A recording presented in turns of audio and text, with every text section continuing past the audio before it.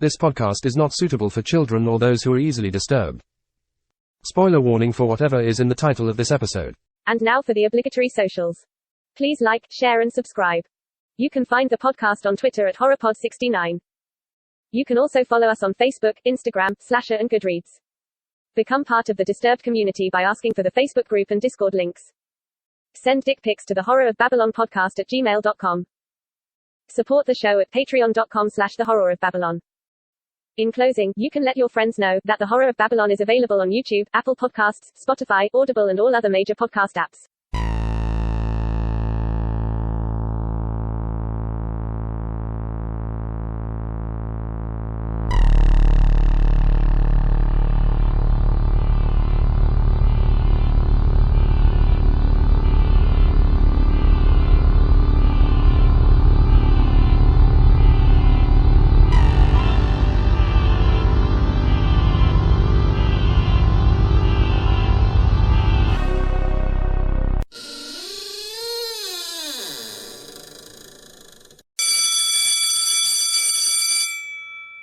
Okay, class, settle down, settle down. I'm your teacher for today. My name is Mrs. Megan Ryan, but you can all just call me Mrs. Ryan or Miss Ryan. Now, I have to take the roll today. Let's see if everyone's here in class. Little Christopher, are you here? Here. Sorry, frog in my throat, teacher. Sorry. Okay, all right, it's all right. Lil Danny, are you here? Lil Danny, I go by they, them. Okay, at Horror of Babylon Elementary, we respect others and how they identify. So everybody, please remember to use they, them pronouns with Lil Danny. And if you forget, it's okay. We'll try and give you a gentle reminder. And please be patient with us, Danny, while we learn, all right? No, I'll lose my shit each time. Well, then that might be a different discussion.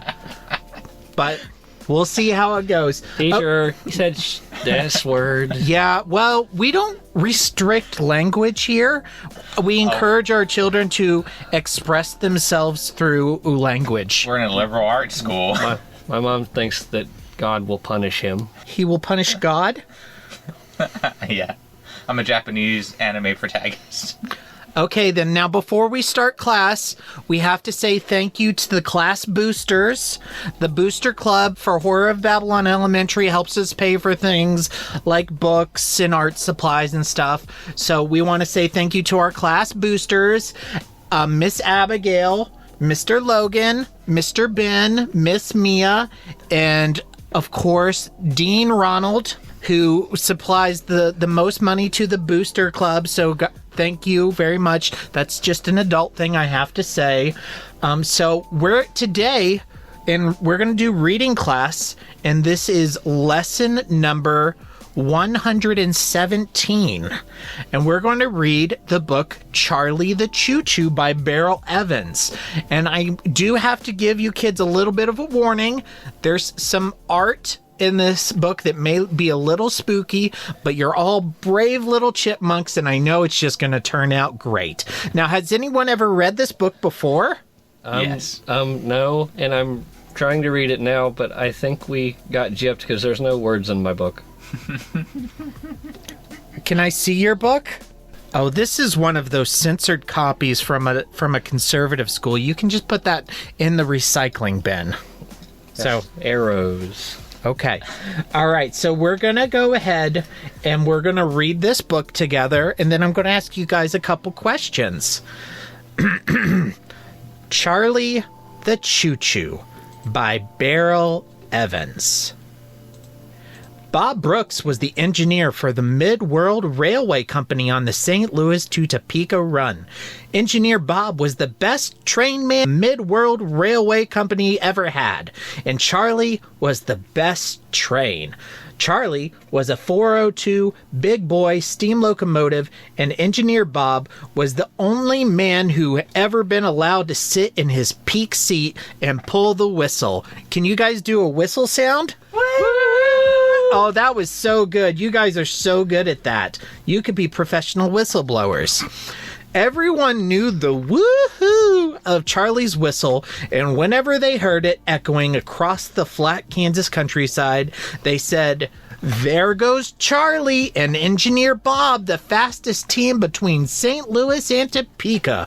Boys and girls ran into their yards to watch Charlie and Engineer Bob go by. Engineer Bob would smile and wave. The children would smile and wave back. Now, can everybody see the pictures? I love the pictures, teacher. Can you see them, little Christopher? Daniel's head is in my way. Daniel, can you just... well, maybe actually, Christopher, you could use your words and ask them to scooch over slightly. Okay. Daniel, your afro is in the way. I can't, no matter where I go around him. Okay, can I move seats? Yes, Christopher, come sit over here. Thank Okay. you. All right, let's keep going. Engineer Bob had a special secret. He was the only one who knew Charlie the Choo-Choo was really, really alive. One day, while they were making the run between Topeka and St. Louis, Engineer Bob heard singing very soft and low. "Who is in the cab with me?" Engineer Bob said sternly. "Don't worry," said a small, gruff voice. "it is only I." "Who's I?" Engineer Bob asked. He spoke in the biggest, sternest voice because he still thought someone was playing a joke on him. "Charlie," said the small, gruff voice. "Hardy har har," said Engineer Bob. "Trains can't talk. I may not know much, but I know that. If you're Charlie, I suppose you can blow your whistle." "Of course," said the small, gruff voice. Just then, the whistle made its big noise, rolling out across the Missouri plains. Now, boys and girls. Woo-hoo! Good job. That's called participative learning. This is awesome. You guys are so good at this. This looks like Grandpa. Engineer Bob or Charlie? Yes. All right, that's very creative. "Goodness," said Engineer Bob, "it really is you." "I told you," said Charlie the Choo-Choo. "How come I've never knew you were alive before?" asked Engineer Bob. "Why didn't you ever talk to me before?" Then Charlie sang the song to Engineer Bob in his small, gruff voice. Now, boys and girls, I'm going to sing this song the first time, and then the next time the song comes up, and spoiler alert, it will come again, you guys are welcome to sing along with me. That looks like Grandma now. She drinks a lot. Okay, now don't interrupt, little Christopher. I'm sorry. It's okay. I want you to express yourself, but there's an appropriate time for that. My heart hurts. Well, maybe we should talk after class. Okay. All right. "Don't ask me silly questions. I won't play silly games. I'm just a simple choo-choo train and I'll always be the same. I only want to race along beneath the bright blue sky and be a happy choo-choo train until the day I die." Will you talk to me some more when we're making our run? Asked Engineer Bob. I'd like to. "I would too," said Charlie. "I love you, Engineer Bob." "I love you too, Charlie," said Engineer Bob. And then he blew his whistle himself just to show how happy he was. Woo! Good job, boys. It was the biggest and best Charlie had ever whistled, and everyone who heard it came out to see. Engineer Bob and Charlie spent many happy days together and talked of many things. Engineer Bob lived alone, and Charlie was the first real friend he had since his wife died long ago in New York. Then one day, when Charlie and Engineer Bob returned to the roundhouse in St. Louis, they found a new diesel locomotive in Charlie's berth. And what a diesel locomotive it was. 5,000 horsepower, stainless steel couplers, traction motors from the Utica Engine Works in Utica, New York. And sitting on top, behind the generator, were 3 bright yellow radiator cooling fans. "What's this?" Engineer Bob asked in a worried voice, but Charlie only sang his song in his smallest, gruffest voice. Now, boys, sing along. "Don't ask me silly questions. I won't play silly games. I'm just a silly choo-choo train and I'll always be the same. I want to race along beneath the bright blue sky and be a happy choo-choo train until the day I die." You boys are so talented. Mr. Briggs, the roundhouse manager, came over. "This is a beautiful diesel locomotive," said Engineer Bob. Oh, wait, I'm sorry. I thought that was Mr. Briggs. That is a beautiful diesel locomotive, said Engineer Bob, but you will have to move it out of Charlie's berth, Mr. Briggs. Charlie needs a lube job this very afternoon. Charlie won't be needing any more lube jobs, Engineer Bob, said Mr. Briggs sadly. Well, I guess that wasn't very sad. I'll try harder. This is his replacement. A brand new Burlington Zephyr diesel loco. Once Charlie was the best locomotive in the world, but now he is old, and his boiler leaks, and I'm afraid that the time has come to retire Charlie. Nonsense! Engineer Bob was mad. Charlie is still full of zip and zowie. I will telegraph the head office of the Mid-World Railway Company. I will telegraph the president, Mr. Raymond Martin, myself. I know him because he once gave me a good service award, and afterwards Charlie and I took his little daughter for a ride. I let her pull the lanyard, and Charlie whistled his loudest for her. I'm sorry, Bob, said Mr. Briggs. Tot is Mr. Martin himself, who ordered the new diesel loco. It was true, and so Charlie the Choo-Choo was shunted off to a siding in the furthest corner of Mid-World St. Louis's yard to rust in the weeds. Now the honk, honk of the Burlington Zephyr was heard on the St. Louis to Topeka run, and Charlie's blew no more. A family of mice nested in the seat where Engineer Bob once sat so proudly, watching the countryside speed past. A family of swallows nested in his smokestack. Charlie was lonely and very sad. He missed the steel tracks and bright blue skies and wide open spaces. Sometimes, late at night, he thought of these things and cried dark, oily tears. This rusted his fine Stratum headlight, but he didn't care, because now the Stratum headlight was old, and it was always dark. Mr. Martin, the president of the Mid-World Railway Company, wrote and offered to put Engineer Bob in the peak seat of the new Burlington Zephyr. It's a fine loco, Engineer Bob, said Mr. Martin. Chock full of zip and zowie, and you should be the one to pilot it. Of all the engineers who work for Mid-World, you are the best. And my daughter, Susanna, has never forgotten that you let her pull old Charlie's whistle. But Engineer Bob said that if he couldn't pilot Charlie, his days as a train man were done. I wouldn't understand such a fine new diesel loco, said Engineer Bob, and it wouldn't understand me. He was given a job cleaning the engines in the St. Louis yards, and Engineer Bob became Wiper Bob. Sometimes the other engineers who drove the fine new diesels would laugh at him. Look at that old fool, they said. He cannot understand that the world has moved on. Sometimes late at night, Engineer Bob would go to the far side of the rail yard where Charlie the Choo-Choo stood on the rusty rails of the lonely siding which had become his home. Weeds had twined in his wheels. His headlight was rusty and dark. Engineer Bob always talked to Charlie, but Charlie replied less and less. Many nights he would not talk at all. One night, a terrible idea came into Engineer Bob's head. Charlie, are you dying? He asked in his smallest, gruffest voice. Charlie replied, Don't ask me silly questions. I won't play silly games. I'm just a simple choo-choo train and I'll always be the same.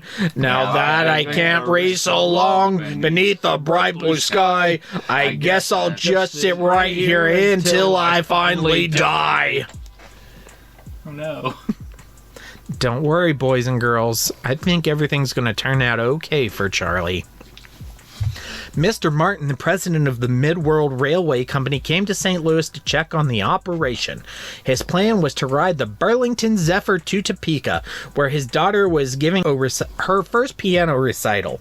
That very afternoon, only the Zephyr wouldn't start. There was water in the diesel fuel, it seemed. All the other trains were out on their runs. What to do? Someone tugged Mr. Martin's arm. It was Wiper Bob. Only he no longer looked like an engine wiper. He had taken off his oil-stained dungarees and put on a clean pair of overalls. On his head was his old pillow tick engineer's cap. Charlie is right over there on that siding, he said. Charlie will make the run to Topeka, Mr. Martin. Charlie will get you there in time for your daughter's piano recital. That old steamer? Scoffed Mr. Briggs. Charlie will still be 50 miles out of Topeka at sundown. Charlie can do it, Engineer Bob insisted. Without a train to pull, I know he can. I have been cleaning his engine and his boiler in my spare time, you see. We'll give it a try, said Mr. Martin. I would be sorry to miss Susanna's first recital. Charlie was all ready to go. Engineer Bob had filled his tender with fresh coal, and the firebox was so hot its sides were red. He helped Mr. Martin up into the cab and backed Charlie off the rusty, forgotten siding and onto the main track for the first time in years. Then, as he engaged forward, first he pulled out the lanyard, and Charlie gave his brave old cry. Woo! You guys are so good. All over St. Louis, the children heard the cry and ran out in the yards to watch the rusty old steam loco pass. Look! They cried. It's Charlie! Charlie the Choo-Choo is back! Hurrah! They all waved, and as Charlie steamed out of town, gathering speed, he blew his own whistle just as he had in the old days. Woo! You guys are so talented. Clickety-clack went Charlie's wheels. Chuffa-chuffa went the smoke from Charlie's stack. Brump-brump went the conveyor as it fed at its coal into the firebox. Talk about zip. Talk about zowie. Golly gee gosh and wowie. Charlie had never gone so fast before. The countryside went whizzing by in a blur. They passed the cars en route as if they were standing still.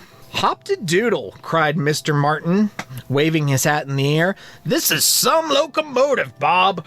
I don't know why we ever retired it. How do you keep the coal conveyor loaded at this speed? Engineer Bob only smiled, because he knew Charlie was feeding himself, and beneath the clickety-clack and the chuffa-chuffa and the brump-rump, he could hear Charlie singing his old song in his low, gruff voice. Don't ask me silly questions. I won't play silly games. I'm just a simple choo-choo train and I'll always be the same. I only want to race along beneath the bright blue sky and be a happy choo-choo train until the day I die.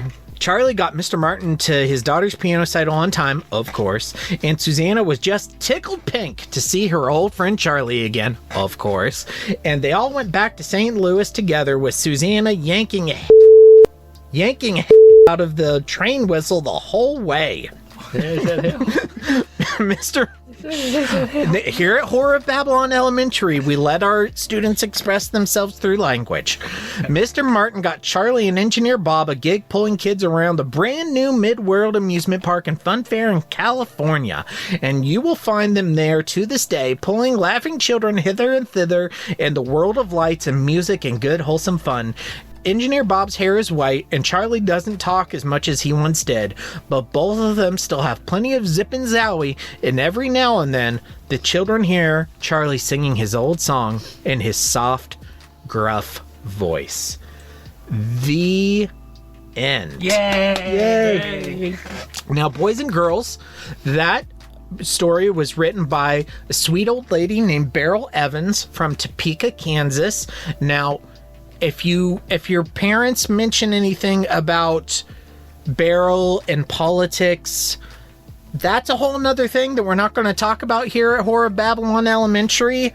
And I will just say that those are accusations and nothing was ever proved. And they found most of those kids. So just don't worry about it. Everything will be fine. Now, kids, I want to ask, what do you think this story is about? Trains. Yes, very good, little Danny. Little Christopher, what do you think this story is about? What? You know what? Trains was a really good answer. Let's keep going. Little Danny, who is your favorite character in Charlie the Choo-Choo? Charlie. Very good. Little Christopher, who is your favorite character? I like Engineer Bob. Engineer Bob? Oh, these are very good answers. Now, I know the artwork is a little different from most of the stories we read. Did you guys think that this book was scary at all? No, I'm not bitch made. He said another word. Here at Horror of Babylon Elementary, we let our students express themselves through language. I'm expressing myself through language and I'm uncomfortable. That's fine. It'll become more easier. It'll become easier as you go along. Now, little Christopher, did you think this story was scary?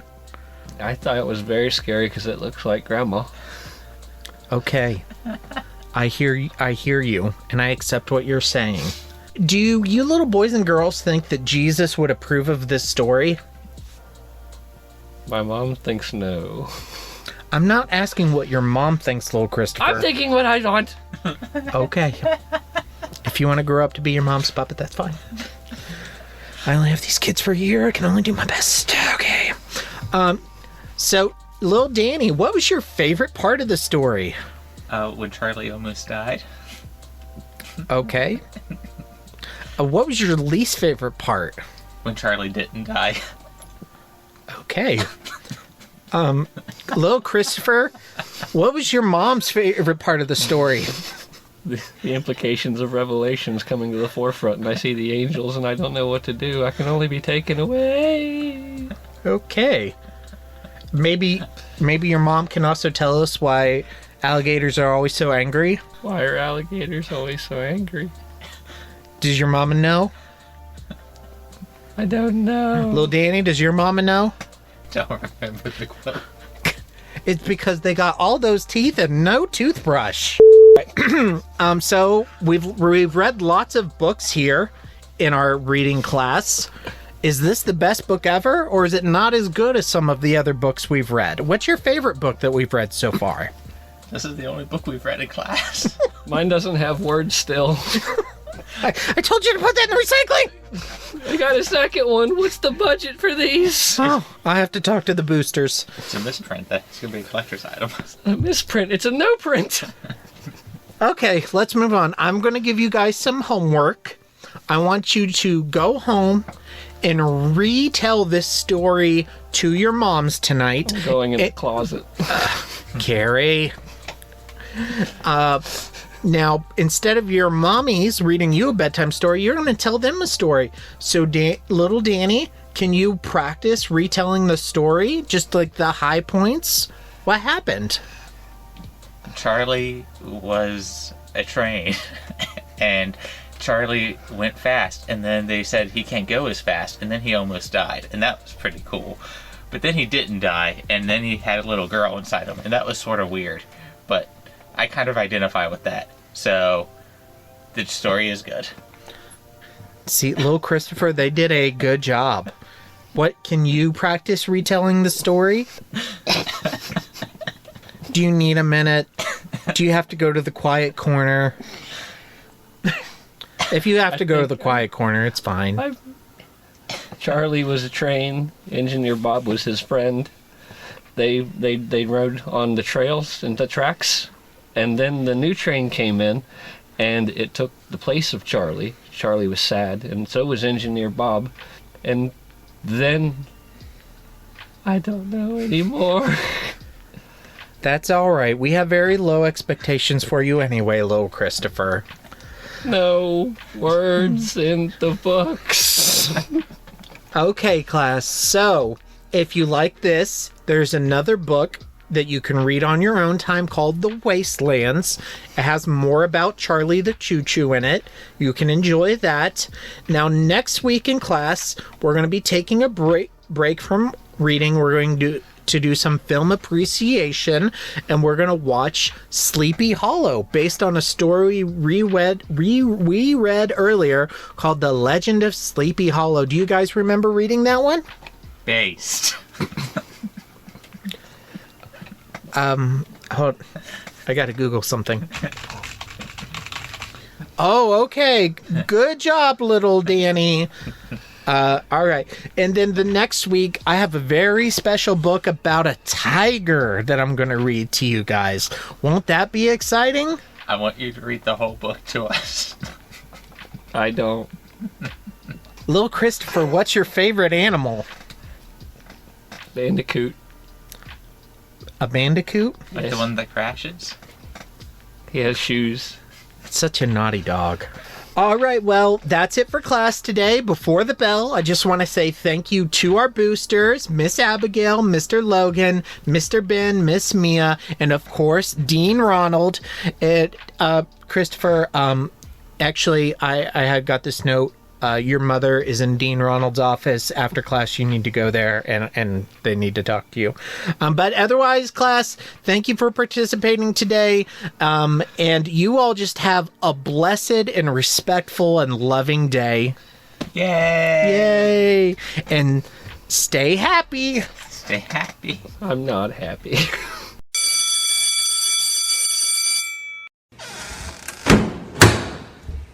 And now for the obligatory socials. Please like, share, and subscribe. You can find the podcast on Twitter at HorrorPod69. You can also follow us on Facebook, Instagram, Slasher, and Goodreads. Become part of the Disturbed community by asking for the Facebook group and Discord links. Send dick pics to the Horror of Babylon podcast at gmail.com.